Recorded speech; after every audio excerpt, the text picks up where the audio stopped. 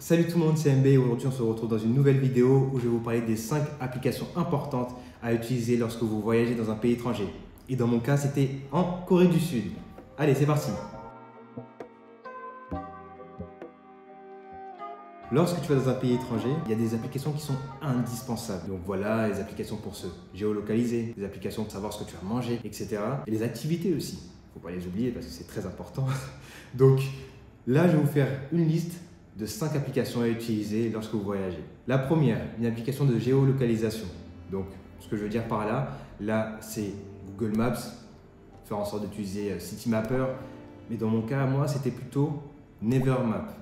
Nevermap, c'est une application qui est utilisée en Corée du Sud, justement, qui sert de Google Maps et Citymapper.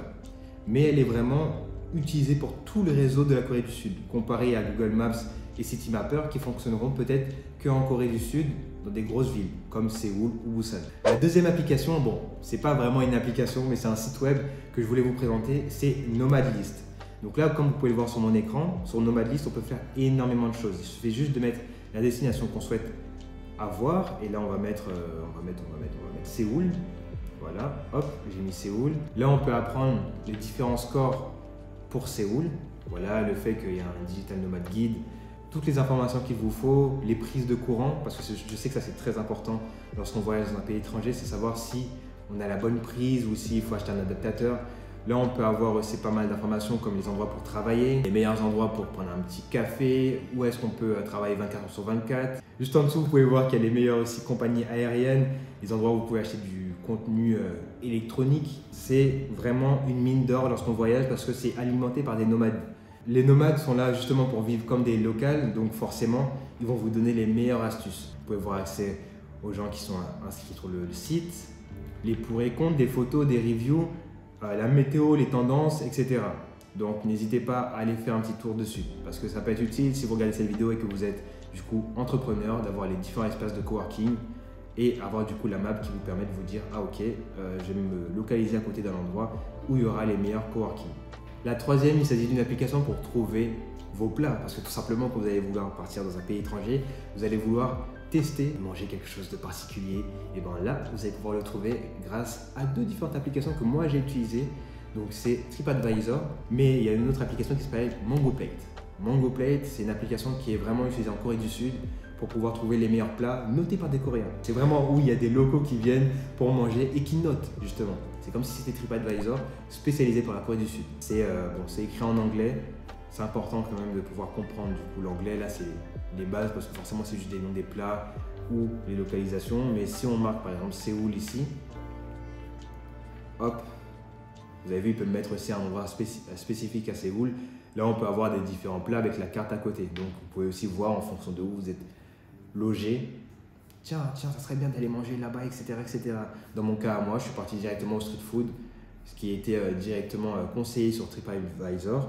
Et j'ai mangé aussi dans des endroits comme ça où j'ai des petits plans à côté. Je pense que vous allez les voir à gauche, à droite. 4. Les applications Google. Pourquoi? Parce que les applications Google peuvent vous aider à trouver un vol moins cher avec Google Fly.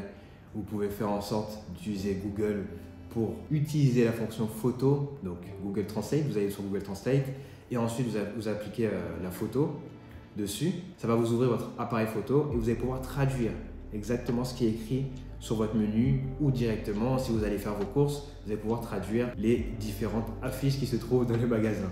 Et la 5e et dernière, bien sûr, voilà, vous allez partir dans un pays étranger, vous allez vouloir communiquer avec d'autres personnes et il faut garder leur contact.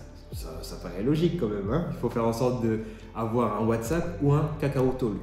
Donc l'entreprise Kakao est vraiment énorme en Corée du Sud, hein. C'est comme si c'était Google là-bas. Donc il y a Kakao Talk qui va vous permettre de parler avec des Coréens qui ont justement cette application-là et qui n'ont pas forcément WhatsApp. Mais sinon, voilà, vous pouvez utiliser aussi vos réseaux sociaux comme Instagram, Facebook ou plutôt Instagram. Mais je vous conseille vraiment si vous voulez parler avec des Coréens et si vous avez vraiment beaucoup de contacts coréens, installez Kakao Talk. Comme ça va être beaucoup plus simple pour eux de communiquer avec vous. Bon, c'est la fin de la vidéo. Merci d'avoir regardé la vidéo jusqu'au bout. N'hésite pas à liker, commenter et partager cette vidéo-là. N'hésite pas aussi à t'abonner à la chaîne, c'est très important parce que ça va aussi te permettre de savoir quand je vais refaire du contenu en Corée du Sud parce que forcément je vais y retourner quand je vais refaire du contenu justement dans des comparatifs d'applications, ou tout simplement si tu veux voir aussi sur les SaaS, le fait que je te partage ma vie de CEO, etc. Donc là, je te remercie d'avoir regardé cette vidéo. J'ai kiffé la faire parce que la première fois que j'étais parti en Corée du Sud, c'était pour voyager, apprendre la culture. La deuxième fois, c'était vraiment pour faire une vidéo, faire du contenu. Et vous n'êtes pas à l'abri que j'y retourne une troisième fois. Donc voilà, n'hésite pas à regarder les vidéos qui vont suivre. Et j'espère que cette vidéo t'a plu et que tu vas utiliser mes conseils quand tu vas partir en Corée du Sud ou dans un autre pays. Voilà, c'était tout. Merci pour tout encore une fois. Et vraiment j'ai un plaisir de vous partager ce type de contenu-là. Allez, on se dit à la semaine prochaine. C'était tout. Ciao.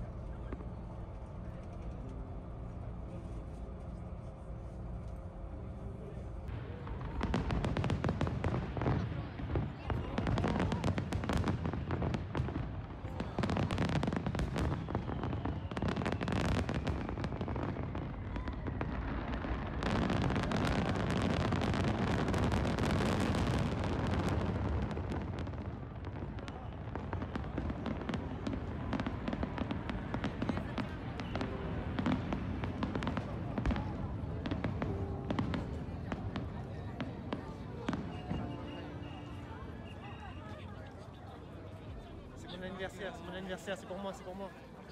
감사합니다.